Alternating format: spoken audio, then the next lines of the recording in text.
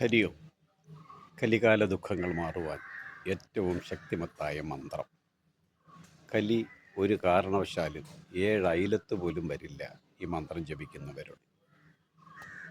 കലിയെ ഒരു കാരണവശാലും ഭയപ്പെടേണ്ടി വരികയില്ല ഈ മന്ത്രം നിരന്തരം ജപിക്കുന്നവൻ.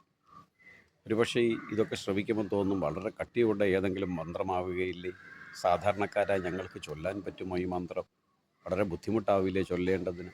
ഒരു ബുദ്ധിമുട്ടുമില്ല.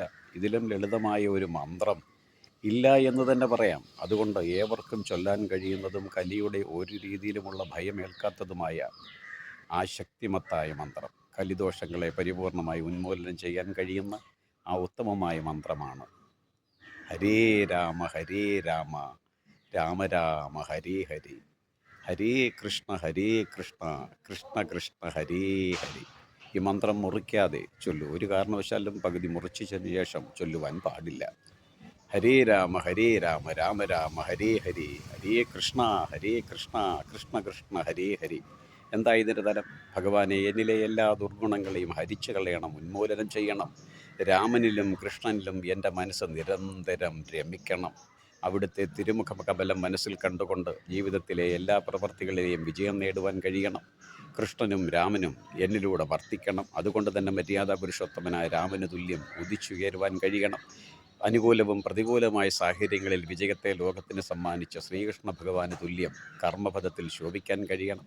അങ്ങനെ എനിക്ക് കഴിയണമെങ്കിൽ എന്നെ നേരായ മാർഗം കാട്ടുവാൻ വേണ്ടി എൻ്റെ മുമ്പിൽ തന്നെ ഉണ്ടാകണം അസ്ത്രശസ്ത്രധാരിയായ മര്യാദ പുരുഷോത്തമനായ ശ്രീരാമചന്ദ്രമൂർത്തിയും സ്നേഹത്തിൻ്റെയും കാരുണ്യത്തിൻ്റെയും നേരായ പാതയിലേക്ക് തൻ്റെ ശിഷ്യനെ എത്തിക്കുന്നതിൽ ഏറ്റവും ഉത്തമമായ ശ്രീകൃഷ്ണ ഭഗവാനും എൻ്റെ മുമ്പിലേക്ക് എത്തണമേ. എന്നെ കർമ്മപദത്തിൽ ഉത്തമമായ തലത്തിലേക്ക് എത്തിക്കണമേ. കുരുക്ഷേത്രത്തിൽ കൗരവരെ അപ്രകാരമാണോ ഭഗവാനെ ഉന്മൂലനം ചെയ്ത് പാണ്ഡവരെ അവിടെ നിന്ന് പരിപാലിച്ചത്?